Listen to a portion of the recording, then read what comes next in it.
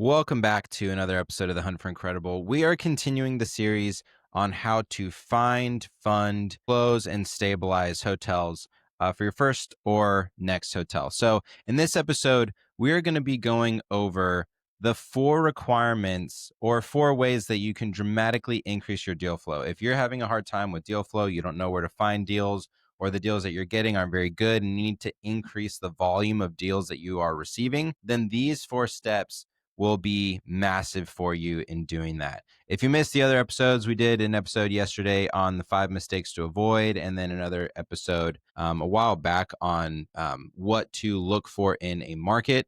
So if you missed those, be sure to circle back around if you're interested in those. Without further ado, let's dive in. Nobody's born incredible. People who do incredible things simply took the right steps. This is our journey. This is the hunt for incredible. All right. So number one is you want to get crystal clear on your buy box. And I'm not going to spend too much time on this because we could go down a whole rabbit hole of like, how do you actually select each characteristic in your buy box? But I do want to touch on this because the more clear you are on your buy box, the quicker you can accept or reject a deal and get back to a broker, which builds rapport with that broker. So these are the areas that you want to make sure you have a crystal clear idea of what you're going for. Number one is location. 2 is the property type. Number 3, you want the price range. 4, you want the upside potential. 5, you want your target returns. And 6, you want your hold strategy. So I'll quickly go through what mine is so you understand the level of granularity that we're looking for. So number 1, location. I'm looking for a regional travel market that's within an hour and a half of a major metro. I prefer blue states with high regulation on short-term rentals, and I'm looking for tourism year round with low seasonality and a diverse set of reasons as to why tourists are traveling there. Number 2, property type. Boutique hotel that's 10 to 50 keys, and I'm looking for a value add play. Number 3, price range. I'm looking in the $2 to $10 million range. 4, upside potential. I'm looking for a property that's cash flowing from day one and it's underperforming operationally. It has poor branding and it's under some level of physical distress, but I don't want to do a massive renovation. I would like the renovation to be short, something that I can knock out in 2 to 4 months. Number 5, target returns. Cash on cash return. I'm looking for above a 6% cash on cash return, but I generally aim for 8 to 12. The internal rate of return, I'm looking for an 18% minimum internal rate of return, but I'm generally targeting 22%. And the equity multiple. I'm going for 3x multiple, but I'll accept about 2.75. All right, and then the hold strategy. Do you want to go for 5 to 10 years? Do you want to do a quicker flip at 3 years? I generally go for the 5 to 7 year hold period, but I'm pretty flexible on that. It just depends on the deal because overall, I'm making sure that I'm hitting those other return targets. And another reason why you want to be crystal clear on this, just to provide more granularity, is because if a broker sends you a deal, you want to reply to them and let them know why you're turning down a deal. I was talking to a broker the other day, and he said that 90% of deals that he sends out to investors, he never gets a reply on. So that's an incredible opportunity for you to continue building relationships and rapport with brokers and staying in touch with them, is by being crystal clear on your buy box and quickly getting back to that broker and saying, hey, I didn't like the deal because of X, or it doesn't meet my criteria with Y. So it gives you a reason to continue engaging, build rapport with them, and it's much quicker to go through that process when you know exactly what you're looking for. All right, number 2. These are some things that you can do to build relationships with brokers. Overall, in this episode, we're going to talk about how to build deal flow from brokers and how to build deal flow that is sourced from hotel owners directly. So right now, we're going to go over the umbrella of how do you build better deal flow from brokers. One thing that you need to be mindful of here is that brokers are looking for individuals that they can have a high confidence in investing with. So overall, as you're engaging with brokers, you don't want to go shallow and wide. And what I mean by that is you don't want to talk to a million brokers and have very shallow relationships with them, because you need to build a meaningful relationship with them so that they think of you and want to send an off market deal to you on their short list of investors that they're sending it to. So you want to identify the top brokers for boutique hotels for your specific asset class. Different brokers will come across different deals. And so you might find a broker who typically sells multifamily, but now they're selling a hotel, like a one-off hotel, etc. You want to not necessarily avoid those brokers, but you want to build the relationships intentionally with brokers that are doing high volume of your specific type of asset class. I also recommend getting in contact with 25 brokers per week and then creating a table. I created a table in Monday. You create a table and you identify the brokers that are high tier versus low tier. So I rank them tiers 1, 2, and 3. Tier number 1, those are brokers that have a lot of high quality volume of hotels. And then tier number 3 are people who will have them less seldom or less often. And then I also had a column where I basically labeled the rapport. So how well did I connect with those individuals? It's worth noting as you're thinking about the rapport that you're building with these brokers, if they don't seem to have a lot of time for you, or if they're a bit cold, that doesn't necessarily mean that they don't want to engage with you or that they are not a great contact to have. Because oftentimes you'll find the busiest brokers that have the best deal flow and will send you the best deals are the brokers that they are busier. They don't have a lot of time to just shoot the shit and chat and catch up. Like they are on the call for a reason. They're in, they're out, they're moving on to the next conversation because the volume that they have requires them to engage that way. So as you're engaging with these different brokers, if you find a broker that just has all the time in the world to chat about everything, I actually view that more as a red flag because that shows me they have time to just kind of shoot the shit and they're laid back and maybe their pace is a little bit slower. And that doesn't necessarily mean that they're not great for deal flow. Actually, there are a couple brokers in my Rolodex who they're just super laid back, but they have a team that worries about the stress of getting information out and managing everything. There's that, but just be mindful when you're engaging brokers, you want to build a meaningful relationship and you want to engage with them and empathize with them and connect to them on a personal level, but don't necessarily expect them to just be super soft and engaging, etc. Continue to pursue that relationship. And then also on top of that, since you are building a relationship with them, you want to be sure that you are regularly following up with them. So I recommend following up with them monthly. If you have a reason, weekly is also good, but you just don't want to burn them out. Like, again, these high quality brokers, they don't have time to just answer the phone from you because you want to connect with them. Like, be sure as you're reaching out with brokers that you have a reason to connect with them. Like, call them, asking them about the cap rates. Let them know you found a deal and you're interested in the market and interested in what the cap rates look like, etc. Right? Or shifts that are happening in the space. Or maybe if you see a deal that comes online that they have, that you can go ahead and give them a call and ask them questions about it, etc. Like always have a reason to call them so that they feel like they're not wasting their time as they're on the call with you. And then in addition to that, make sure you have your buy box down and dialed for you to send to the brokers. And be sure that as you engage with them, you're giving them reasons to believe that you are credible and that they can be confident that you can take the deal across the finish line. So this includes things like communicating what your team's track record is, or communicating that you do have an investor database full of investors that are ready to pull the trigger at any moment. Like, be sure to have your pitch down and dialed. What I recommend is if you're just starting out, that you call a bunch of brokers and get the lingo and the conversation and the flow dialed with brokers that maybe don't have a lot of deal flow or brokers that you don't think you'll end up working with, so that when you do find a high caliber broker that you want to build a meaningful relationship with, you don't sound like a newbie because you don't want to sound like a newbie. So you want to be able to call these brokers and say, hey, my name's Gideon. I'm with an investment group out of Southern California. I'm looking for tired assets that I can add value to, typically in the $2 to $8 million range, but we're flexible about around some of those parameters. Do you have a minute to chat about my buy box and what inventory you have?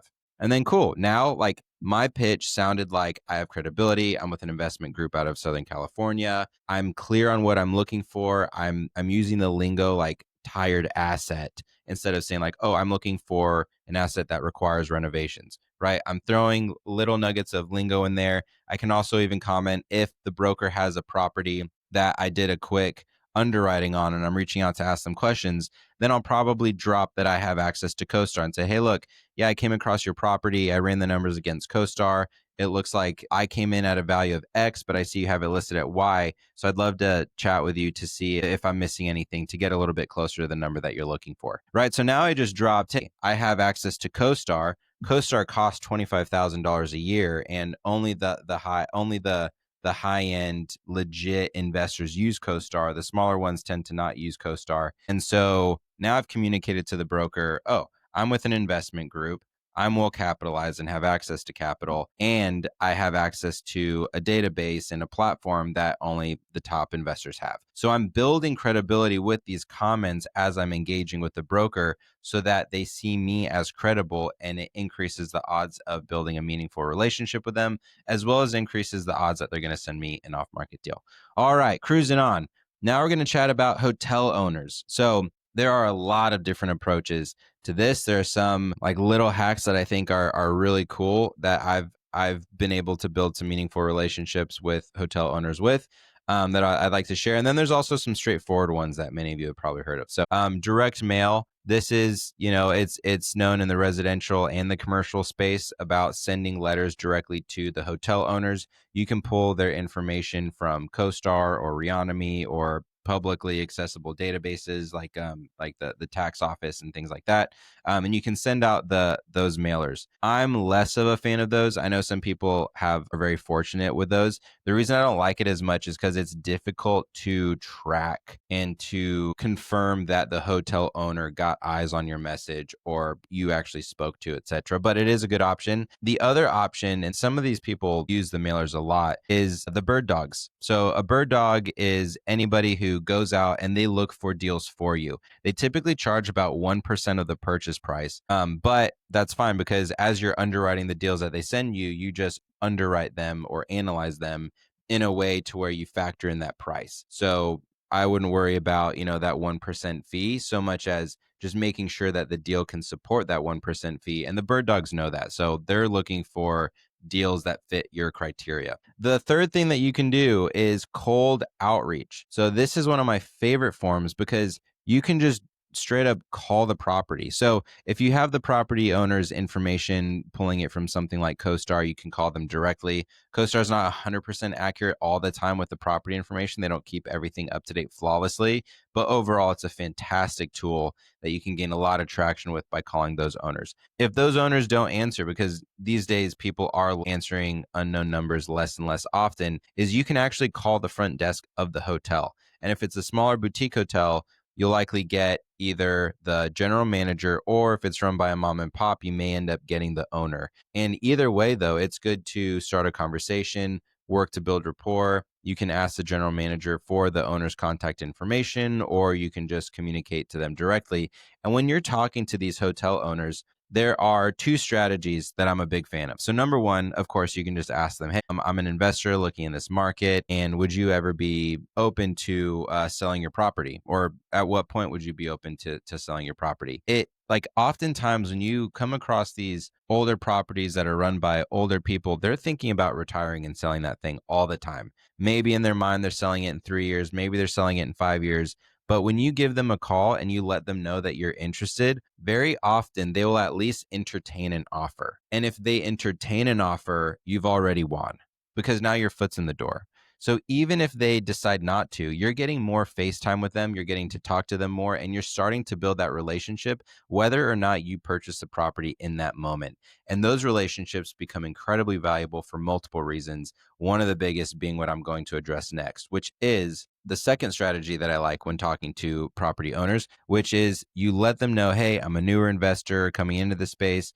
I really love your property. I'd love to acquire more properties like that. Do you have time to grab coffee this week? I'd love to hear your story on how you got into the space. So you basically approach it as, I'm a learner who would love to learn from you. And then maybe it comes up, they're open to selling it, maybe it doesn't. But either way, now you're building a rapport with them where you have the opportunity to build a mentor-mentee relationship. That's really important. The other thing that's really fantastic with that strategy is the owners in a market often know when an off-market deal comes online.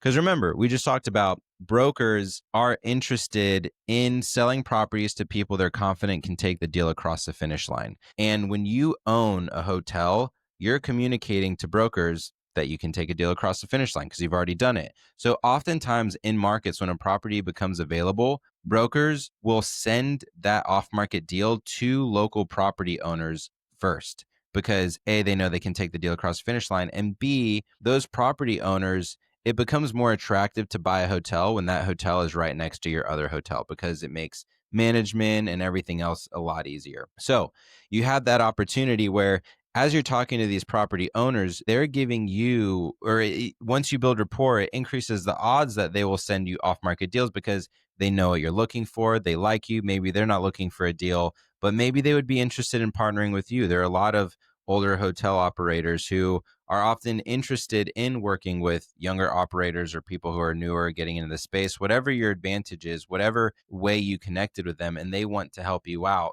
And so they're more likely to send you deals. I have a buddy who acquired 200 doors over 2 years using this exact strategy. He set the goal of every week grabbing a coffee with one property owner. And by the end of the year, had over 50 property owners, some of which he had built great relationships with. He ended up buying a property from one of the owners like a year later or so, once he had built rapport. And then I believe he acquired 2 properties that were sent to him off market deals from the property owners that he had built relationships with. So it's an incredibly powerful tool. And then, of course, you can do direct outreach by email campaigns and LinkedIn and things like that. So I won't do a deep dive on that. That's not highly technical. There's nothing special there. You literally just look up investors or hotel operators on LinkedIn, and then you pay to do direct outreach. Okay. All right. Moving on. Number 4, this is a turbocharger more than anything else because as we've talked about, you want to build rapport with brokers, you want to give them trust. And so one of the best ways to do that is to partner with an expert. I talk about this all the time.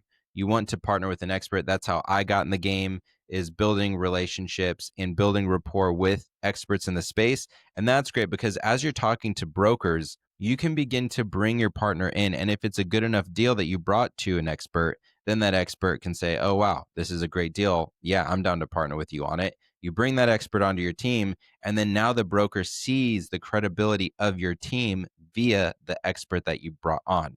So this is incredibly valuable if you are part of a community or if you reach out on social media to an expert or whoever else. I personally find that communities are the most powerful because that's where you have the highest concentration of individuals who are aligned and aggressively going towards a goal. And many of the best communities, they have a high concentration of experts in those communities. Like my community, we make a very active effort to make sure that we have high caliber individuals in that group. And so we are very targeted and intentional about incentivizing experts who have large portfolios and great track records to be in our community specifically so that they can partner with the newer people in the community.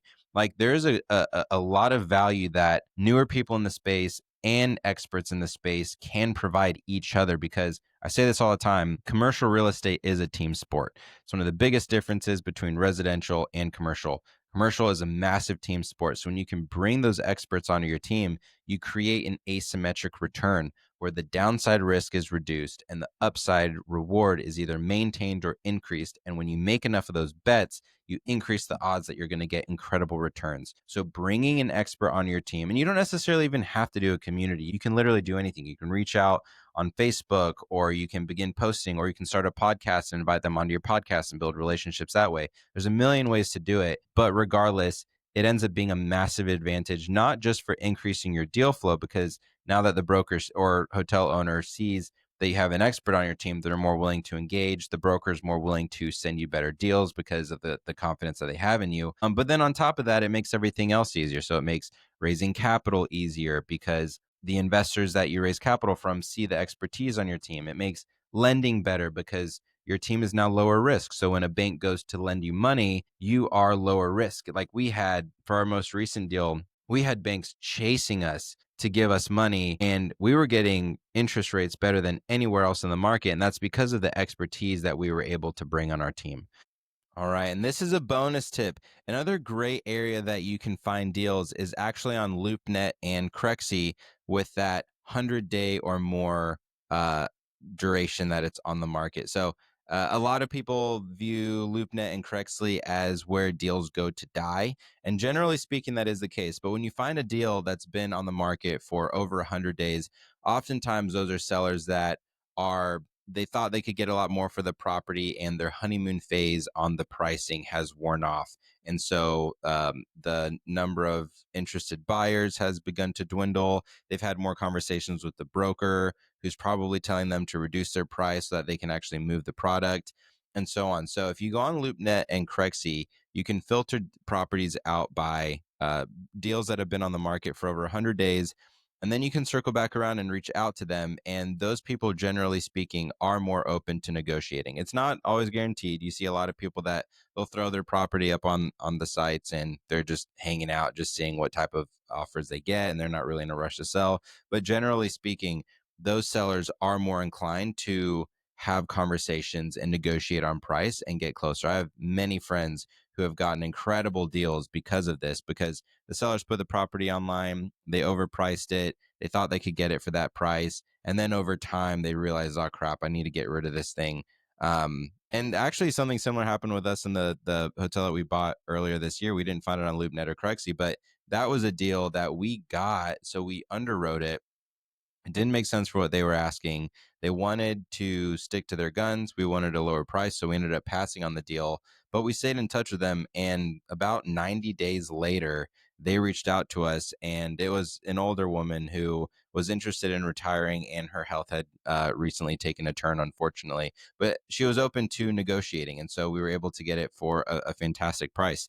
And so those types of deals are out there. You just have to filter properly for them and pick up the phone.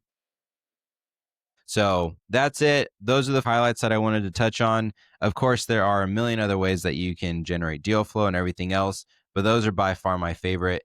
So if you have any questions, any thoughts, you can shoot me a DM on Instagram at Gideon Spencer _. That's GIDEON SPENCER _. You can also shoot us an email at hello@thehuntforincredible.com if you're interested. It's been a blast chatting with you. Shoot me a DM if there are any other topics that you want me to touch on. A lot of these topics in the series that I'm going through are actually from DMs. I'm just listening to you all in the DMs asking me questions, and this is one of the most efficient ways to get my thoughts out there, where now I can send you all a 10 to 20-minute conversation about a specific pain point that you have. So keep the questions coming. I love you all. Take it easy. Peace.